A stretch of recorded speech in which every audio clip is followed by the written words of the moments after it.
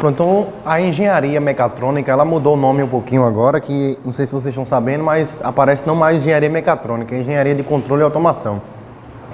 O que se deu? Por que mudou?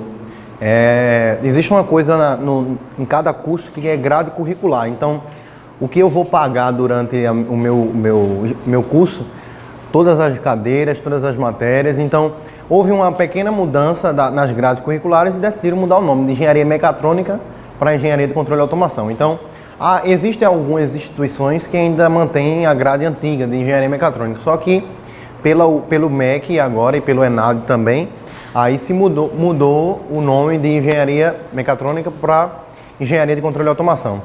Eu estudo na Universidade de Pernambuco, sou graduando lá, eu sou líder de projetos eletrônicos também na equipe de robótica Carranca 22, que é a equipe de robótica mais antiga daqui de Pernambuco, que é da universidade, com representatividade em Pernambuco, na Sul-América e também no Mundial de Robótica, tá ok?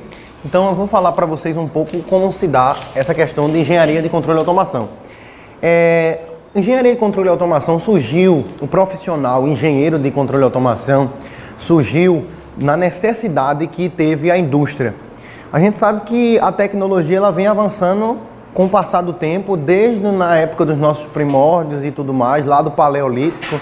Então no Paleolítico alguém pegava uma pedra para abrir um coco e batia na pedra, e agora depois passou-se um tempo, aí o Neolítico, eles perceberam que afilar a pedra, roçar a pedra em uma outra pedra e criar uma ponta era mais fácil para bater e para abrir o coco. Então isso aí já é uma tecnologia.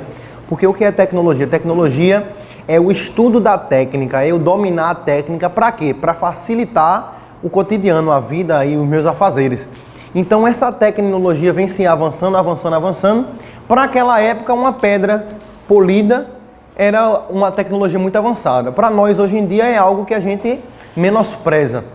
Então a tecnologia passou do contexto do hardware, passou do físico.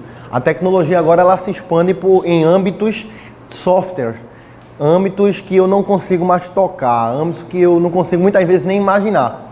Mas aí a tecnologia alcança essas áreas. Então um profissional de engenharia, ele percebeu que na linha de montagem de uma indústria, na linha de montagem de uma residência segura, vamos dizer assim, aí, né, tem um profissional de mecânica para fazer uma coisa, tem um profissional de eletrônica para fazer outra coisa, tem um profissional de elétrica, tem um profissional de computação. Então, por que a gente não cria um curso que abrange todos esses profissionais e aí, ao invés de eu ter 5, 4 profissionais, eu vou ter um profissional especializado nisso tudo. Então, aí surge o engenheiro mecatrônico, o engenheiro de controle e automação, que é a fusão, não sei se dá para ver direito, de eletrônica, de computação, de mecânica. E nessas interfaces tem a eletromecânica, tem o microcontrolador e tem a parte da mecânica envolvida com a computação, que é toda a parte de hardware. Então, fusionando tudo isso, surge a mecatrônica, tá ok? Então, o que é engenharia de controle e automação? Engenharia de controle e automação é exatamente a área da ciência que vai estudar e vai preparar o profissional para solucionar problemas. Engenharia em si trabalha com solução de problemas. O engenheiro civil, mecânico, eletrônico, elétrico, computação, enfim. O engenheiro, qualquer que seja o engenheiro, ele vai trabalhar com problemas.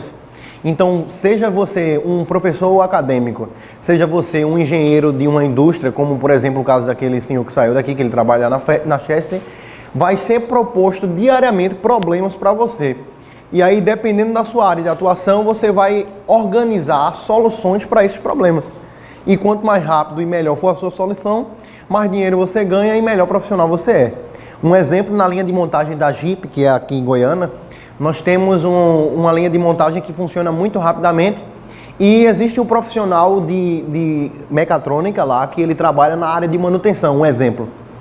E na área de manutenção ele vai trabalhar lá só em controle da máquina, controle do sistema, e ele vai estar ali, claro, trabalhando 24 horas, não uma pessoa só, obviamente, porque a fábrica funciona 24 horas. Então, se der um problema numa máquina, ele vai ser rapidamente acionado e ele tem que, em minutos, solucionar esse problema. Então, é basicamente o seguinte: eu sou um engenheiro, e eu estou trabalhando lá, a minha máquina para de funcionar, a minha esteira para de funcionar, a minha produção ela fica parada, eu tenho que solucionar esse problema rapidamente, identificar o problema, solucionar o problema e colocar para funcionar de novo. Isso não pense que é em 2 horas, isso aí tem que ser em 2 minutos, 3 minutos. Então é algo que funciona sob pressão se trabalhar na área industrial. Porque eu tenho exemplos de amigos que trabalham nessa área e, um exemplo, ele está lá, parou minha linha de montagem, eu vou começar a trabalhar lá e o meu chefe está, olha, já perdemos 170 mil reais nesses 2 minutos que a gente parou de produzir. Então, é toda essa pressão. Só que o que eu quero trazer para vocês aqui é que a área de engenharia mecatrônica, a área de automação, ela se estende muito amplamente. Hoje em dia tem um mercado de trabalho muito vasto. Tem gente que eu já ouvi falar, tem gente que fala baboseira, não entende, e diz que o engenheiro mecatrônico, o engenheiro de automação, ele tem que ir para o Japão para trabalhar. Quando na verdade não é assim. O engenheiro de automação, ela funciona desde uma automação domótica, que é a automação de residências, automações prediais. A exemplo, lá na universidade nós temos a empresa Júnior, como toda universidade pública tem, e é na parte de engenharia de automação lá, existem vários projetos, diversas parcerias com empresas, e um exemplo de um projeto que os meninos trabalharam lá é na automação de uma lavanderia em Caruaru, onde eles automatizaram todo o processo da lavagem das roupas, secagem e tudo mais. Então, você é um engenheiro, você vai trabalhar com otimização. Você é um engenheiro de automação, você vai trabalhar com otimização mais ainda. Como assim otimização mais ainda? A linha de montagem que tinha 700 homens, agora ele tem 700 braços robóticos que vão executar tarefas e ações 24 horas, sem se cansar e sem precisar eu pagar o salário daquele empregador. Então, eu substituo uma linha de montagem totalmente manufaturada por uma maquinofatura. Eu tenho agora, no lugar do homem, eu tenho uma máquina e um homem ou alguma equipe especializada para trabalhar nisso. Então, exemplo, automação domótica, que é algo bem interessante. Uma residência. Não sei se vocês sabem, mas qualquer tipo de sensor, qualquer tipo de sensoriamento, qualquer tipo de inspeção, tudo. E tudo é automação. Então, a automação vai de um simples sensor de porta, um simples sensor de presença, a um complexo robô humanoide que anda sozinho e tudo mais, sem a ajuda do próprio ser humano. Então, a automação, ele é um ramo que ele é um leque terrível para você quiser trabalhar em qualquer área. Gosto de automação, mas eu quero trabalhar na área de eletrônica. Eu vou desenvolver apenas placas de circuitos para os meus robôs ficarem cada vez mais inteligentes. Ok. Eu vou trabalhar na área de computação, vou trabalhar desenvolvimento de programação para robôs e para desenvolvimento de softwares que o robô possa cada vez se desprender mais do ser humano. Então, a evolução da robótica se dá geralmente por isso. Eu antigamente tinha um robô que ele cada vez dependia mais da controle humano, e agora nós temos cada vez robôs que independem cada vez mais do ser humano. Então a engenharia de automação é essa finalidade, que pode trazer diversas e amplas oportunidades, como também com toda a área, já foi citada aqui, a área de docência também, que você quiser ser professor universitário e tudo mais. Com o que trabalha? Veja, eu fiz a área de eletrônica, eu trabalhei com eletrônica durante um tempo e eu gosto também muito da área de mecânica. Então, hoje eu estou lá na Universidade de Pernambuco e eu estou trabalhando, por exemplo, de um circuito, numa placa de circuito eletrônico, que ele vai fazer com que o robô ele lance chamas. Para que isso? Porque existem competições que a universidade participa, não sei se vocês sabem qual é, eu trouxe até alguns vídeos para vocês verem aí. Competições como, por exemplo, Desafio Inteligente, que são robôs que vão solucionar problemas num ligeiro tempo. Nós temos também o robôs de combate, que é aquele, não sei, repercutiu muito aí na internet, aqueles robôzinho Minotauro contra o outro na Mundial, que eles brigaram e você desenvolver um robô resistente, um robô inteligente que tenha armas para combate. Na Rússia, por exemplo, já tem robôs que são soldados militares. Então, veja como a proporção disso toma. E também temos seguidores de linha, que é o caso que eu vou mostrar a vocês. Atualmente, como eu disse a vocês, eu estava nessa área de eletrônica e eu tive que parar um pouco porque eu fui convidado por uma instituição de ensino para dar aulas de robótica. E hoje eu sou professor de robótica a nível educacional, Robotic Education, e eu trabalho com esses robozinhos aí. Hoje eu montei esse aí para mostrar aqui a vocês daqui a pouco. Então, áreas de atuação são as diversas. Se você entrar no banco, 80% dos bancários são engenheiros. Então, muita gente que se forma. Hoje em dia, o instituto mais respeitado de engenharia no Brasil e na América Latina é o ITA, Instituto Tecnológico Aeronáutico, e o ITA, 80% dos engenheiros que se formam no ITA trabalham na Bovespa.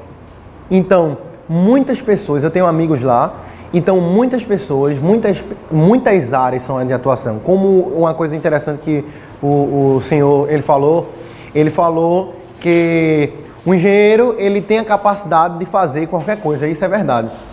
Então, eu vou falar mais como é que se dá a questão do curso na universidade, mas você abre a sua mente para coisas inimagináveis. Você chega e sua mente fica captando, como se fosse aquele Wi-Fi super potente, que tudo que passa você sai captando. Então, desde você fazer uma graduação em engenharia, uma graduação em medicina, em graduação em psicologia, enfim, sua cabeça ela vai abrir para o conhecimento, porque você tem que estudar muito só na universidade. Isso em qualquer área de que você for atuar. O mercado de trabalho é muito vasto. A engenharia de automação ela é engenharia nova, uma engenharia que está engateando. Então tem muita coisa a ser descoberta. Diferentemente, por exemplo, da engenharia mecânica. Engenharia mecânica é uma engenharia secular e uma engenharia que já se descobriu muitas coisas. Tem muita coisa para se descobrir? Tem, mas não tanto quanto a engenharia de automação. O que é que significa, Cília? Significa que se você for um pesquisador e você desenvolver algo para engenharia, você tem uma carreira linda pela frente em questões tanto de respeito na parte acadêmica quanto de respeito financeiro também. Então, assim, o mercado de trabalho é muito grande. Hoje, amigos meus que se formam, eles optam por abrir as suas próprias empresas. Empresas essas que vão desde manutenção. Tem um amigo meu que está fazendo manutenção aqui numa empresa, numa indústria de alimentos aqui em Camaragibe mesmo. Então, desde você abrir a sua empresa, como o Bruninho falou, da startup, você ter o seu grupinho na universidade, eu me identifico fulano de tal e a gente vai trabalhar numa área de pesquisa e a gente vai criar uma empresa pra gente. Empresa de quê? Automação, independentemente de automação domótica, automação industrial. E com o passar do tempo que você vai se graduando, você se forma na graduação, você faz um mestrado, um doutorado, um pós-doutorado, você vai afunilando, né? É um funil a sua graduação. Quando você se gradua em engenharia, você tem um leque para você escolher sua área. Você vai para um mestrado, você já puxa algo que você fez no TCC, que é o trabalho de conclusão de curso. Doutorado, você já vai fechando mais a sua visão para algo específico. E pós-doutorado, tem gente que é pós-doutorado apenas em produção de placas de circuito. Então, o cara, ele é o top das galáxias só naquilo. Tá entendendo? Então, a área de atuação é muito vasta. Eu ainda estou em dúvida se eu sigo a parte eletrônica ou a parte mecânica. Tá ok? Então, características do curso. Veja, o curso de automação hoje em dia ele é considerado um dos cursos mais difíceis de engenharia que tem. Veja bem, eu digo isso porque eu sofro muito na universidade, mas é um curso que ele, assim, é muito prazeroso para você fazer. É um curso que ele não tem a média relativamente alta feito civil para entrar, tá entendendo? Devido exatamente isso, a questão da dificuldade, e eu acredito que a pessoa que entra em engenharia de automação é a pessoa que ele quer fazer aquilo. Tem que ser a pessoa que quer fazer aquilo. Ou a pessoa curiosa. Eu prestei vestibular para engenharia mecânica e coloquei segunda opção engenharia de automação. Não entrei em engenharia mecânica e entrei em engenharia de automação. Tá ok? Aí o que acontece? Eu fiquei em 6 meses que eu passei para a segunda entrada. Eu passei tanto na Federal quanto na UPE, mas eu escolhi a UPE. E aí eu fiquei 6 meses pesquisando sobre engenharia e gostei realmente do que eu tinha escolhido. E quando eu entrei na universidade, eu realmente me apaixonei e hoje o que eu faço é isso. Agora é um curso que você tem que ter pelo menos uma ideia do que você tem pela frente. Lá na Universidade Federal, você passa 1 ano estudando engenharia, não sei se vocês sabem disso, e depois de 1 ano é que você faz um vestibular interno e você escolhe qual engenharia que você vai. Muita gente vai para a engenharia de automação porque a engenharia de automação a nota é lá embaixo. Só que essa muita gente termina sendo defasagem porque você não sabe o que é que você quer, é uma opção de curso, não cheguei em mecânica, vou para automação. Aí você vai sofrer muita dificuldade porque não é um curso que você vai fazer com prazer. A exemplo meu propriamente dito, eu entrei com 80 pessoas na minha turma no primeiro período, no segundo período só tinha 5. Então eu continuei, não querendo assustar vocês, viu? As outras pessoas continuaram na universidade, só que eu estou dizendo assim, blocado é você passar em tudo, né? E hoje eu estou indo para o 5º período eu continuo blocado, eu e mais 3 pessoas só. Então, é um curso, engenharia em si é um curso difícil, só que lá dentro você tem uns cursos que são mais puxados do que o outro. Tá entendendo? Então, a característica do curso é essa. Você vai trabalhar com inteligência artificial, que é o casinho do robô. Você vai trabalhar com a parte mecânica. Você vai ter muita matemática. Eu estou agora há pouco na engenharia, viram uma pergunta que fizeram ao senhor de engenharia elétrica e perguntaram a ele sobre a questão do ensino médio, né, em matemática, o que é que eu preciso. E eu vou só apenas dar a minha opinião como um aluno, tá? Precisa sim na matemática do ensino médio e principalmente a área de funções. Não sei quem dá a vocês aqui, o professor de matemática, mas na minha época que eu estudava no GG era Marcos Miguel. Não sei se vocês conhecem ele. Aqui é Marconi. Pronto. Piauí é a parte de trigonometria, né? Pronto. Marconi, ele que é muito bom professor, já foi um professor também, a parte de funções. Se você chegar em engenharia e você tiver uma base boa em funções, como assim base boa em funções? Encontrar domínio de funções, por exemplo. O professor de cálculo 1 ele vai perguntar ao aluno qual é o domínio de uma função exponencial, qual é o domínio de uma função polinomial, qual é o domínio de uma função racional. Então são coisas básicas, tá ok? Que você, no ensino médio, você sabe e que se você chegar na universidade com isso vai ser ótimo. Por quê? Porque o professor ele não vai mostrar para dar aula a você de função. Meu professor ele começou a primeira aula com limite e ainda foi bom, porque tem professor que já começa com derivada, que é a função inversa do limite.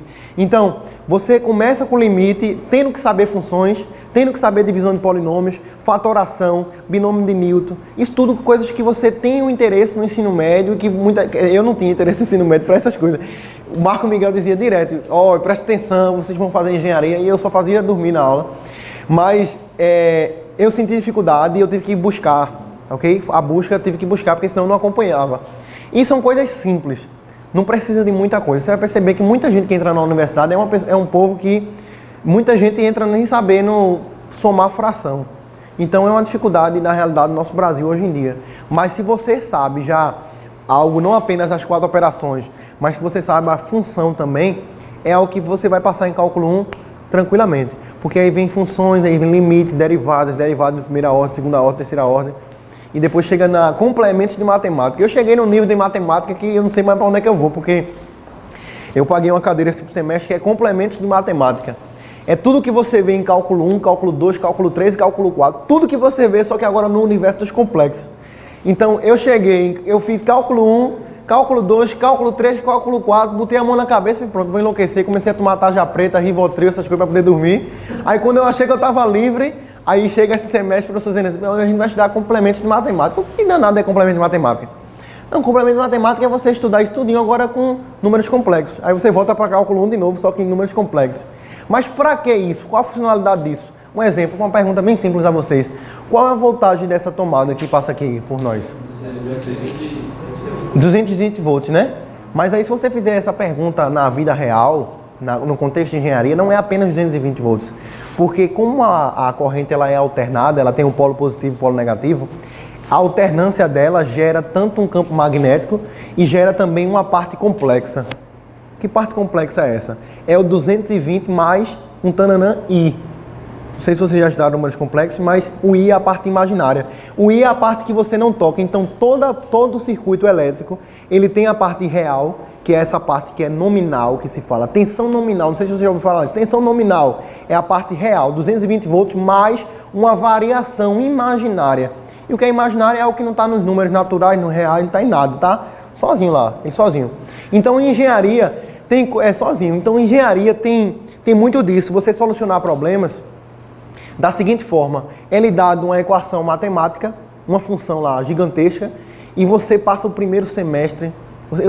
Essa semana mesmo eu tive uma raiva do meu professor de cálculo 2, porque tive um ódio, porque ele passava pra gente umas integrais lá pra gente fazer, o negócio dava 2 páginas do caderno, e eu aprendi essa semana a fazer em 3 linhas. Então você começa do difícil e vai agregando conhecimento, até que você domina a técnica. E aí eles lhe mostram, realmente só estava fazendo aquilo para você entender como é que se faz, mas na verdade é assim, bem rápido. Então, uma questão no número real, é que eu fico assistindo a aula do professor assim, ele é pós-doc em matemática, e eu fico assim, abestalhado na frente dele.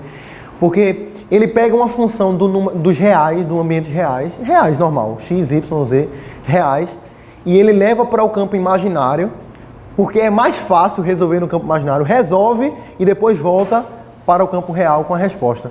Então você tem uma função direta que é muito difícil. Aí você faz o seguinte, você resolve a inversa, depois inverte novamente. Você pode entender?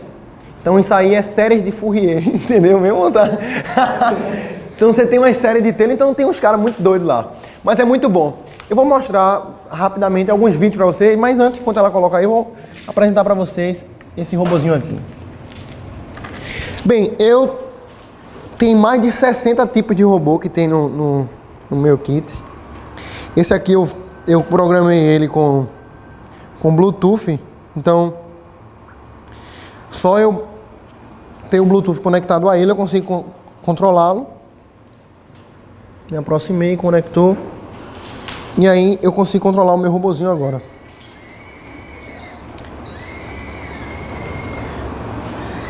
Pode parecer algo besta, né? Mas esse robô, por exemplo, é utilizado no Corpo de Bombeiros nos Estados Unidos e em países mais avançados. Por quê?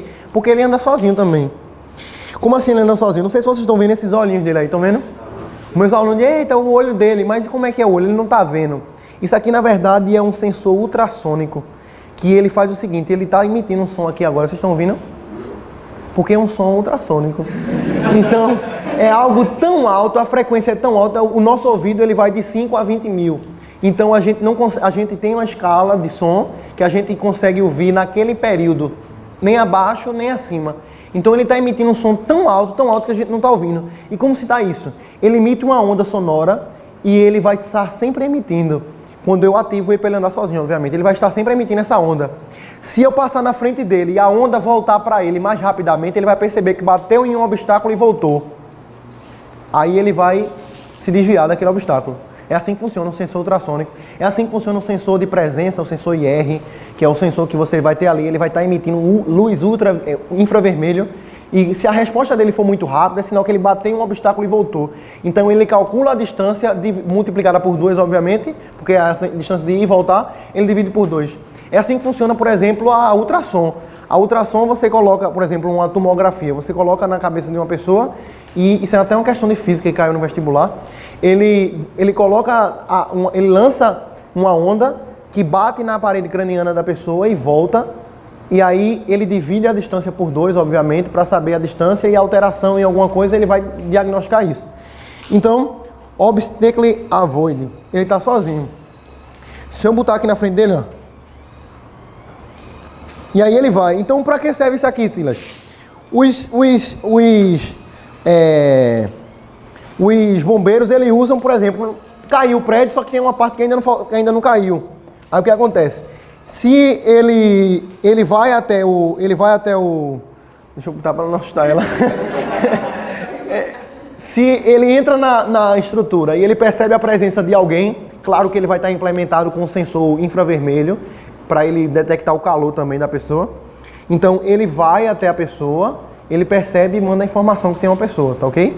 Então isso aí já permite eu não entrar lá e ter mais risco ainda mais, tudo mais. Não sei se vocês já assistiram um filme que tem, eu não esqueci até o nome dele, só que eu já assisti umas 10 vezes ele.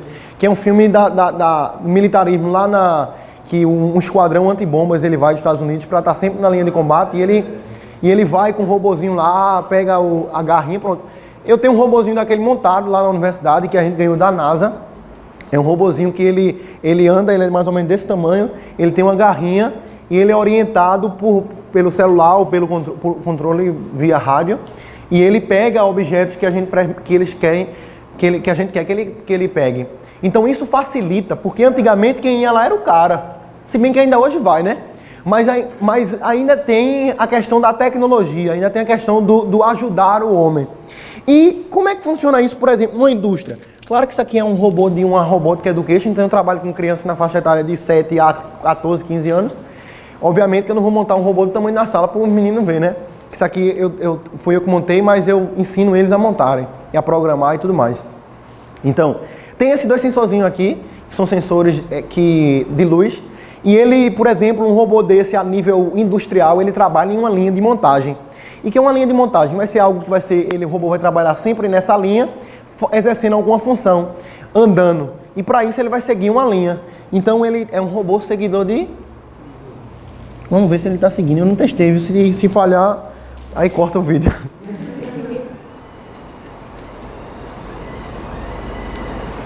Sem o meu controle.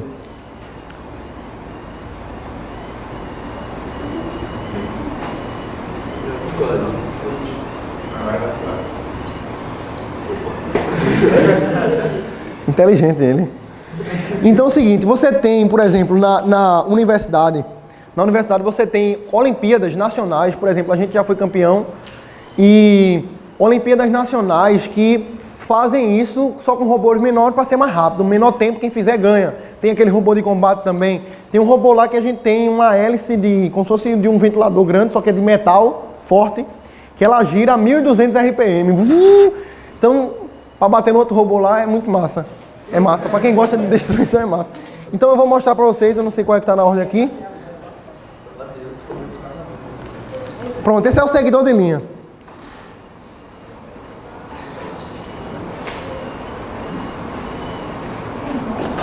Eu acho que tem. Veja, isso aqui é um circuito e ele tem que seguir em menos tempo. Isso é um brasileiro.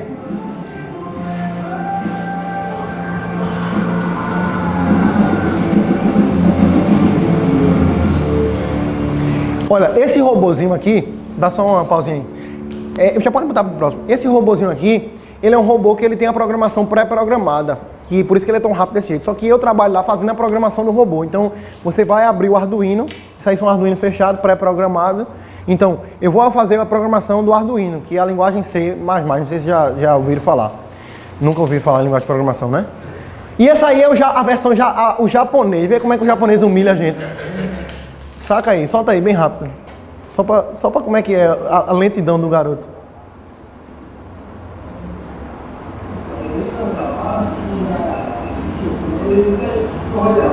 Veja a perfeição dele seguindo a linha.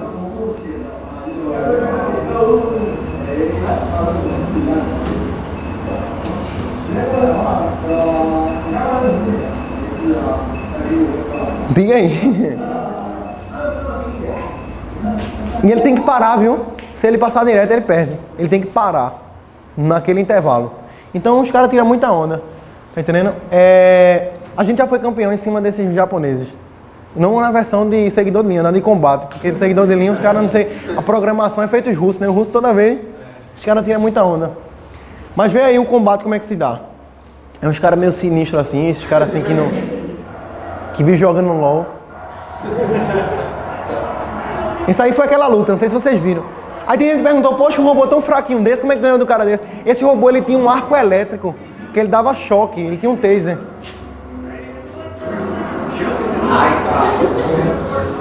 Quem vai ganhar é o preto, viu? Não se me subestime, não.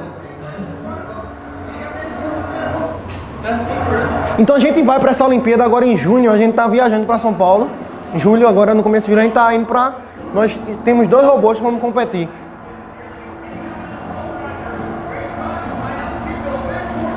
Tem robôs lá com alguns nomes esotéricos, filho do capeta, aí neto do capeta, o povo lá não tem muita criatividade lá na universidade. Aí... Olha, muito doido, muito doido.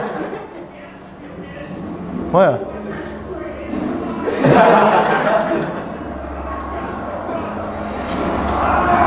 Se eu disser a vocês que o que está controlando esse robô é uma placa de circuito menos da metade desse celular aqui. É algo muito sinistro. Bota só uma pausa, só pra gente não... Depois eu mostro vocês todos, só por causa do tempo. O senhor falou aqui sobre transformador, não sei quem foi que perguntou a ele. Eu trabalho com transformadores, então não sei se bati aqui. Eu trabalho com transformadores nano, transformadores pequenininhos, que recebem numa bateria 5 volts e transforma ele, por exemplo, para 10k volts. Para que 10k volts? Porque qual é a rigidez elétrica do ar? Não viu ainda não? Não. Rapaz, eu saí desde a 6ª série. Não, tô brincando. Rigidez elétrica do ar. O que é rigidez elétrica do ar? É a mínima voltagem necessária para o ar começar a conduzir corrente elétrica. Então 10.000 volts ele começa a conduzir corrente elétrica. Então o taser, ele fica estalando, né? Fica instalando, por quê? Porque são raios inconstantes, porque ali tem menos de 10.000 volts. Agora, se você fizer uma voltagem muito alta, ele fica constante. Então, ele quebrou a rigidez elétrica do ar, o ar começou a passar. Então, eu tenho um transformador que meu Deus, não tem nem como dizer, é tamanho de um piolho, que ele transforma 5 volts em 15.000 volts. Então, é muito massa, ok? Muito massa. A universidade é um lugar lindo para se trabalhar. Se for engenharia, melhor ainda. Você vai sofrer, você vai emagrecer, você vai, assim, ficar um pouco depressivo, mas engenharia é muito satisfatório. É muito satisfatório, ok? Então, eu acredito... Sim, isso aí é campeonato de futebol, de robôs, tem também. Solta rapidinho aí.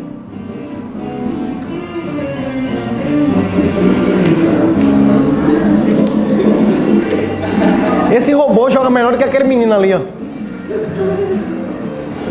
Cobrando lateral, ó.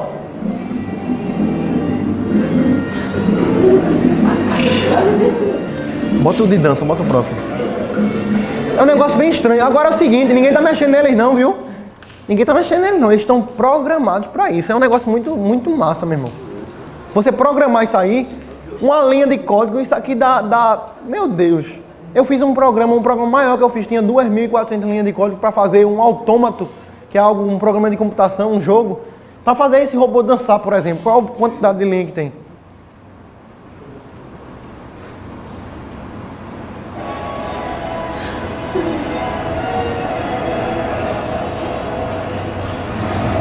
Aí. Oxe, melhor que tu. Qualquer robô que eu faça é melhor que tu, Bruno.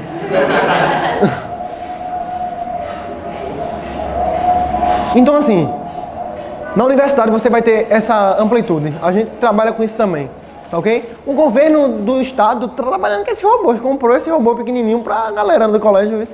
Se não quebrarem ou roubarem, aí eu acredito que dá pra fazer uma dança dessa. Mas é isso, pessoal. Alguém tem alguma dúvida? Algum questionamento? Nada tem? Alguma pergunta? Nada? Bota só o meu... Ah, terminou o slide. Mas eu ia deixar meu contato. 9745... Bota?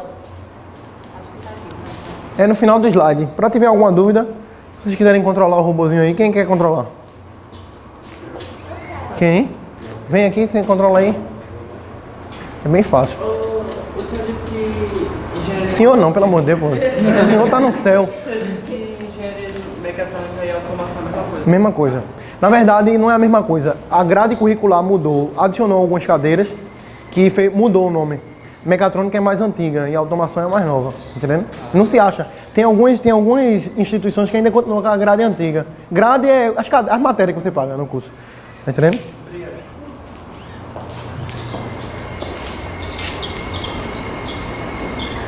É massa ou não? Uma pergunta bem simples.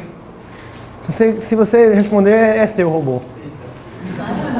Como é que funciona o mecanismo para ele dobrar para a esquerda?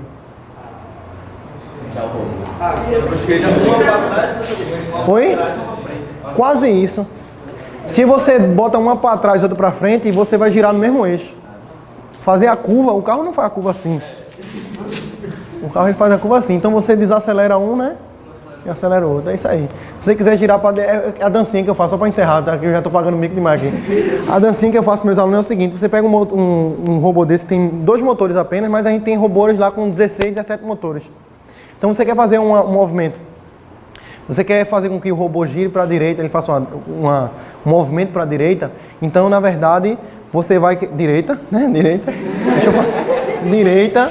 Aí você vai frear o motor da direita, que é aquele que quer, e vai girar com a esquerda. Isso virou uma música, tá ligado? Esquerda, por aí vai, mas enfim. Obrigado aí, pessoal. Bem, pessoal, espero que vocês tenham gostado aí da nossa palestra. Foi muito bom estar com vocês. E qualquer dúvida, qualquer questionamento, por mais simples que seja, pode entrar em contato. O meu telefone é o 9745-3466 ou via e-mail, que é o silas.wesley, WESLEY, @hotmail.com. silas.wesley@hotmail.com. É isso aí, galera. Um abraço.